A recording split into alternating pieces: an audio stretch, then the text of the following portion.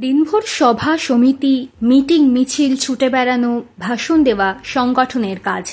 প্রয়োজন হলে থানা ঘেরাও, অফিস ঘেরাও, ব্যারিকেড ভাঙা, প্রতিবাদ, অবরোধ, আন্দোলন, এটাই তো একজন নেতা বা নেত্রীর কাজ।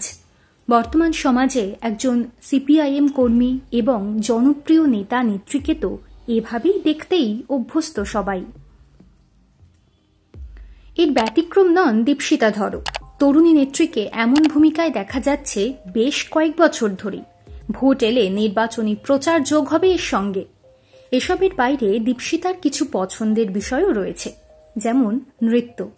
কিন্তু সে তো গেল হবি বা শখের কথা। কিন্তু এইসব চেনা ছকের বাইরেও একজন দীপশিতা ধর আছেন। এত কর্মকাণ্ডের মধ্যেও যাকে আলাদা করে চিনে নিতে অসুবিধে হয় না।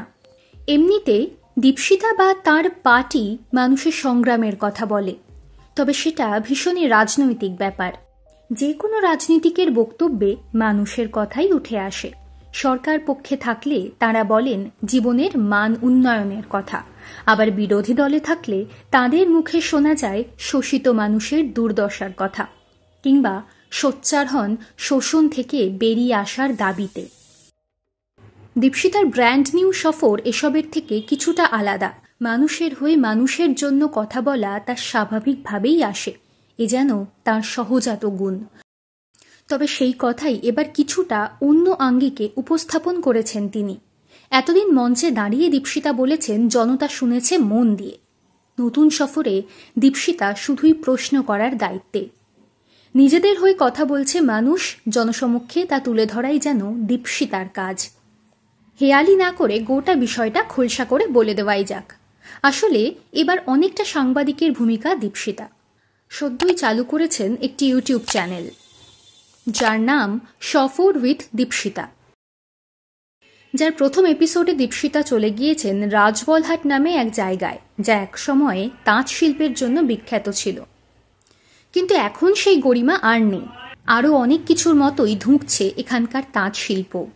তাঁত শিল্পীদের বর্তমান অবস্থা তুলে ধরার চেষ্টা করেছেন দীপশিতা। একজন সাংবাদিক যেভাবে নানান জায়গায় ঘুরে ঘুরে বহু মানুষের সঙ্গে কথা বলে গোটা চিত্রটা তুলে ধরার চেষ্টা করেন, তেমনই করেছেন লোকসভায় শ্রীরামপুর কেন্দ্র থেকে দাঁড়ানো সিপিআইএমের প্রার্থী দীপশিতা ধর। নিজের মতামত দেননি দীপশিতা।